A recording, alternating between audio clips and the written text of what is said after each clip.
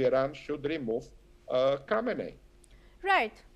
All right. Indeed, Professor, do stay on with me as we now move on to cover news from Gaza. Preparations are underway now for the partial reopening of Gaza's Rafah crossing with Egypt, a key lifeline for the territory. A Palestinian delegation responsible for managing the crossing, along with dozens of ambulances, entered Gaza from the Egyptian side. Israel says the crossing has been reopened in a limited pilot phase, allowing only the movement of Palestinian residents. The Israeli defense minister says that the opening is being coordinated with Egypt and the European Union Border Assistance Mission. Full package will begin after security preparations are complete. Gaza officials say around 20,000 people are waiting to leave for medical treatment abroad. The crossing has been under Israeli control since May 2024. The reopening follows a ceasefire under a US-backed plan to halt the war. However, the crossing will only allow people to pass, not aid, even as humanitarian groups warn that Gaza remains in desperate need of supplies. All right, I request Professor Popovsky to join me back in the discussion here. Professor, it's crucial to know that Israel is saying it's opening the Rafah crossing on a trial basis as Palestinians are needing urgent medical attention, but Israel really wants to test it, try it out to see if security parameters are assessed. What really happens if a security situation changes, contrary to what Israel is hoping for? Will it then continue to strike Gaza and kill Palestinians? I think it's a good news that the Rafah crossing is open for the humanitarian reasons. People who are injured or who have been in starvation for many years, more than 2 years, should move to a safer place. And by the way, I will ask why this crossing is closed. It should be open at all times. It's good for the people to cross, to receive some assistance on the other side of the border.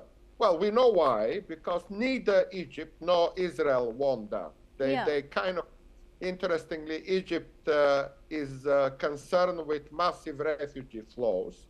Although, on another hand, by the way, the Polish border has never been closed with Ukrainian, even if 6 million Ukrainians cross that border. So kind of, on one hand, Israel doesn't allow that because they would like to ensure that Hamas fighters don't escape and they remain in Gaza and be neutralized there. And on another hand, Egypt doesn't want to open the crossing because they don't want to accept a large amount of refugees. But so that's why this is a good news, because at least for a limited time, a limited number of people can receive their humanitarian assistance on the other side of the border. Let's welcome that. Sure. Professor, now, once again, the fact that only medical, people needing medical attention are being allowed to cross, what's the real risk that there is now for Egypt if even more people who are not medical patients also cross over? Well, again, because there are those limitations you mentioned, I don't expect a large number of refugees to cross. There will be, these are visible issues who is crossing. There will be still some checks of documents. I don't expect any tragedy for Egypt here. Not at all, actually, the opposite.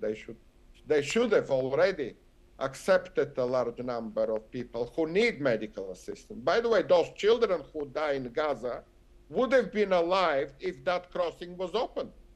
They could have been in hospitals, they could have been in schools in Egypt.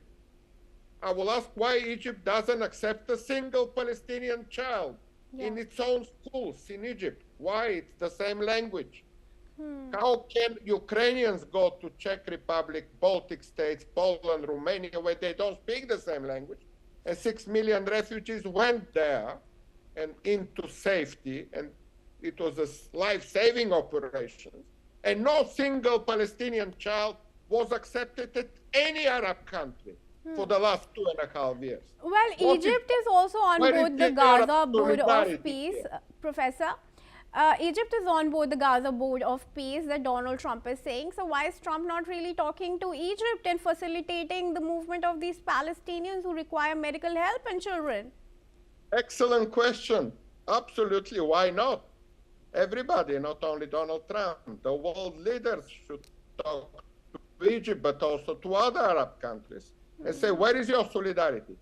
How do you help the Palestinians? By crossing the border and they cannot come and receive medical assistance? Good questions to every single Arab government. Right, Professor. Like Dubai, like Emirates, like Qatar, they have a lot of money. They could have accepted Palestinian children, put them in schools, and put them in a good condition. Where is the Arab solidarity? I'm asking all the Arab governments to tell me. Right, Professor. We'll now move on now. Viewers, let's also tell you that Hamas tunnel spanning hundreds of meters in Gaza's southern Khan Younis was recently demolished by combat engineers. This is what the Israeli military is saying. According to the IDF, the tunnel featured 3 rooms for terror operatives to reside in.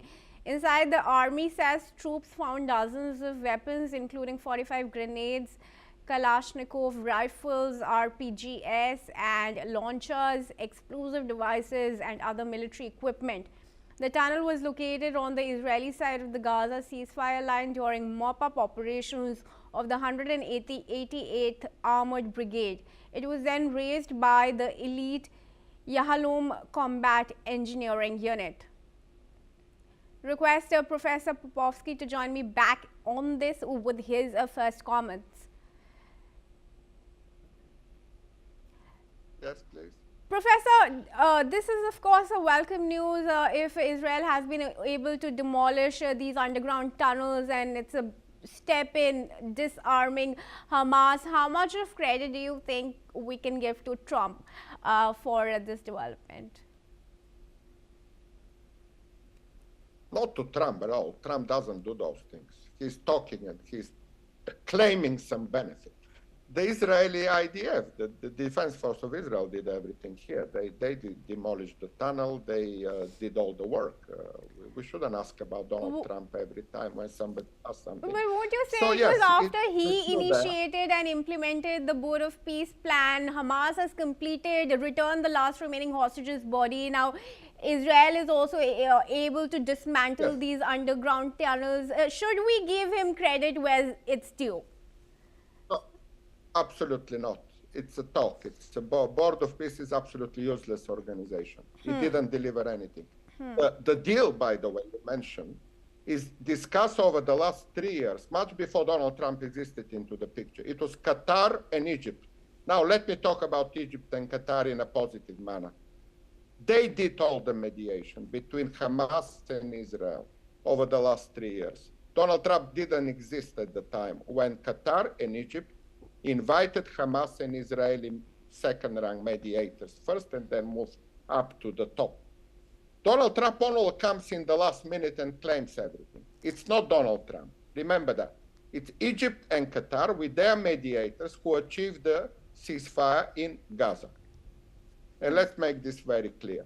So all the praise and all the benefits should go to Egypt and Qatari mediators for the achievement of that deal. And obviously that deal includes disarmament of Hamas, which is very courageous to see from Egypt and Qatar to Arab countries supporting Israel to achieve the disarmament of Hamas, meaning the Arab countries are united, willing the end of Hamas as a ruling force in Gaza. And that's also something that needs to be emphasized.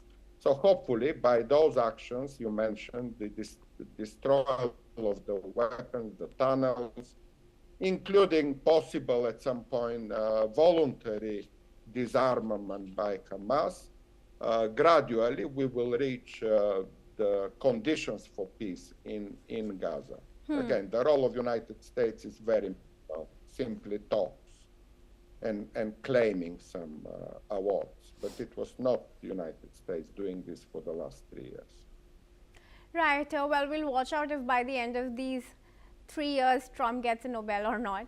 But thanks very much, Professor, for joining me in this discussion. And we move on now, viewers. Now, at least 33 people, including 18 civilians and 15 security personnel, were killed in a